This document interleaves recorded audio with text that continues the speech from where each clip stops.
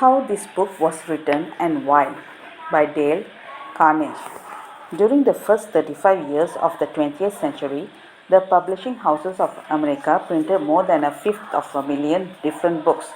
Most of them were deadly dull and many were financial failures. Many, did I say? The president of one of the largest publishing houses in the world confessed to me that his company, after 75 years of publishing experience, still lost money on 7 out of every 8 books is published. Why, then, did I have the temerity to write another book? And after I had written it, why should you bother to read it? Fair questions, both, and I'll try to answer them. I have, since 1912, been conducting educational courses for business and professional men and women in New York. At first, I conducted courses in public speaking only, courses designed to train adults by actual experience to think on their feet and express their ideas with more clarity, more effectiveness, and more poise, both in business interviews and before groups.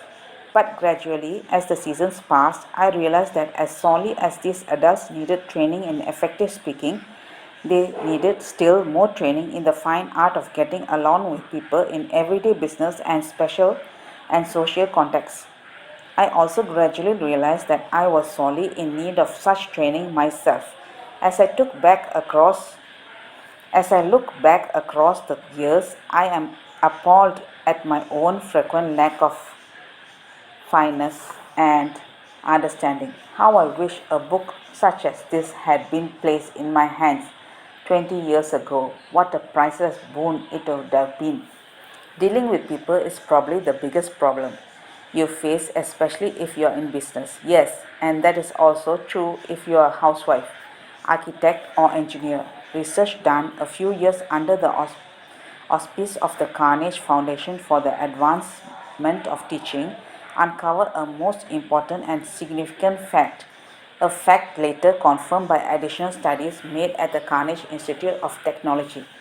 These investigations revealed that even in such technical lines as engineering, about 15% of one's financial success is due to one's technical knowledge, and about 85% is due to skill in human engineering, to personality and ability to lead people. For many years, I conducted courses each season at the Engineers Club of Philadelphia and also courses for the New York chapter of the American Institute of Electrical Engineers. A total of probably more than 1,500 engineers have passed through my classes. They came to me because they had finally realized, after years of observation and experience, that the highest paid personnel in engineering are frequently not those who know the most about engineering. One can, for example, hire mere technical ability in engineering, accountancy, and architecture, or any other profession at nominal salaries. But the person who had technical knowledge plus the ability to express ideas, to assume leadership, and to arouse enthusiasm among people, the person is headed for higher earning power. In the heyday of his activity, John D. Rockefeller said that the ability to deal with people is as purchasable a commodity as sugar or coffee, and I will pay more for that ability, said Dr. John D. than for any other under the sun. Wouldn't you suppose that every college in the land would conduct courses to develop the highest priced ability under the sun? But if there is just one practical, common sense course of that kind given for adults in even one college in the land, it has escaped my attention up to the present writing. The University of Chicago and the United YMCA schools conducted a survey to determine what adults want to study. The survey cost $25,000 and took 2 years. The last part of the survey was made in Meridian, Connecticut. It had been chosen as a typical American town. Every adult in Meridian was interviewed and requested to answer 156 questions. Questions such as what is your business or profession, your education, how do you spend your spare time, what is your income, your hobbies, your ambitions, your problems, what subjects are you most interested in studying, and so on. The survey revealed that the health is prime interest of the adults and that their second interest is people. How to understand and get along with people, how to make people like you, and how to win others to raise to your ways of thinking. So the committee conducting this survey resolved to conduct such a course for adults in Meridian. They searched diligently for a practical textbook on the subject and found not one. Finally, they approached one of the world's outstanding authorities on adult education and asked him if he knew of any book that met the needs of this group. No, he replied, I know what those adults want, but the book they need has never been written. I knew from experience that this statement was true, for I myself have been searching for years to discover a practical, working handbook on human relations. Since no such book existed, I have tried to write one for use in my own courses. And here it is. I hope you like it. In preparation for this book, I read everything that I could find on the subject. Everything from the newspaper, columns, magazine, articles, records of the family courts, the writings of old philosophers, and the new psychologists. In addition, I hired a trained researcher to spend 1.5 years in various libraries reading everything I had missed, plowing through erudite tomes on psychology, poring over hundreds of magazine articles, searching through countless biographies, trying to ascertain how the great leaders of all ages had dealt with people. We read their biographies, we read the life stories of all great leaders from Julius Caesar to Thomas Edison. I recall that we read over 100 biographies of Theodore Roosevelt alone. We were determined to spare no time, no expense to discover every practical idea that anyone had ever used throughout the ages for winning friends and influencing people. I personally interviewed scores of successful people, some of them world famous, inventors like Marconi and Edison, political leaders like Franklin D. Roosevelt and James Farley, business leaders like Owen D. Young, movie stars like Clark Gable and Mary Pickford, and explorers like Martin Johnson, and tried to discover the techniques they used in human relations. From all this material, I prepared a short talk. I called it How to Win Friends and Influence People. I say short. It was short in the beginning, but it soon expanded to a lecture that consumed 1 hour and 30 minutes. For years, I gave this talk each season to the adults in the Carnegie Institute courses in New York. I gave the talk and urged the listeners to go out and test it in their business and social contexts, and then come back to class and speak about their experiences and the results they have achieved. What an interesting assignment. These men and women, hungry for self-improvement, were fascinated by the idea of working in a new kind of laboratory, the first and only laboratory of human relationships for adults that had ever existed. This book wasn't written in the usual sense of the word.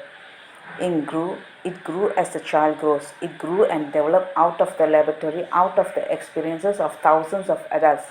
Years ago, we started with a set of rules printed on a card no larger than a postcard. The next season, we printed a larger card, then a leaflet, then a series of booklets, each one expanding in size and scope. After 15 years of experiment and research came this book. The rules we have set down here are not mere theories or guesswork. They work like magic. Incredible as it sounds, I have seen the application of these principles literally revolutionize the lives of many people. To illustrate, a man with 314 employees joined one of these courses. For years, he had driven and criticized and condemned his employees without stint or discretion. Kindness, words of appreciation, and encouragement were alien to his lips. After studying the principles discussed in this book, this employer sharply alerted his philosophy of life. His organization is now inspired with a new loyalty, a new enthusiasm, a new spirit of teamwork. 314 enemies have been turned into 314 friends. As he proudly said in a speech before the class, when I used to walk through my establishment, no one greeted me. My employees actually looked the other way when they saw me approaching. But now they are all my friends, and even the janitors call me by my first name. This employer gained more profit, more leisure, and what is infinitely more important, he found far more happiness in his business and in his home. Countless numbers of salespeople have sharply increased their sales by the use of these principles. Many have opened up new accounts that they have formerly solicited in vain. Executives have been given increased authority, increased pay. One executive reported a large increase in salary because he applied these truths. Another, an executive in the Philadelphia Gas Works Company, was slated for the demotion when he was 65 because of his belligerence. Because of his inability to lead people skillfully, this training not only saved him from the demotion but brought him a promotion with increased pay. On innumerable occasions, spouses attending the banquet given at the end of the course have told me that their homes have been much happier since their husbands or wives started this training. People are frequently astonished at the new results they achieve.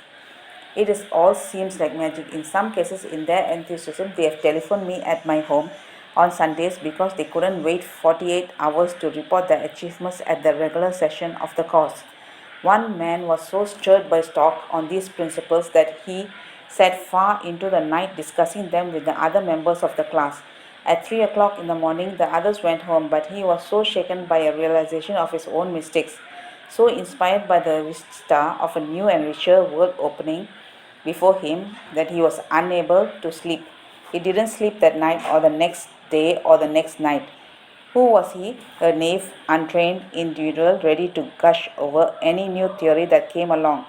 No, far from it. He was a sophisticated blaze dealer in art, very much the man about town, who spoke 3 languages fluently and was a graduate of 2 European universities. While writing this chapter, I received a letter from a German of the old school, an aristocrat whose forebears had served for generations as professional army officers under Hohenzollers. His letter, written from a transatlantic dreamer, telling about the application of these principles, rose almost to a religious fervor. Another man, an old New Yorker at Harvard graduate, a wealthy man, the owner of a large carpet factory, declared he had learned more in 14 weeks through this system of training about the fine art of influencing people that he had learned about the same subject during his 4 years in college. Absurd, laughable, fantastic. Of course, you are privileged to dismiss this statement with whatever adjective you wish. I am merely reporting without comment. Declaration made by a conservative and eminently successful Harvard graduate in a public address to approximately 600 people at the Yale Club in New York on the evening of Thursday, February 23, 1933.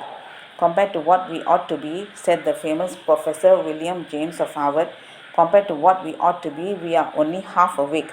We are making use of only a small part of our physical and are making use and mental resources. Stating the thing broadly, the human individual thus lives far within his limits. He possesses powers of various sorts which he habitually fails to use. Those powers which you habitually fail to use, those sole purpose of this book is to help you discover, develop and profit by those dormant and unused assets. Education, said Dr. John G. Gibbon, former president of Princeton University, is the ability to meet life situations. If by the time you have finished reading the first 3 chapters of this book, if you aren't then a little better equipped to meet life situations, then I shall consider this book to be a total failure, so far as you are concerned. For the great aim of education, said Herbert Spencer, it's not knowledgeable, but action, and this is an action book. Dale Carnegie, 1936.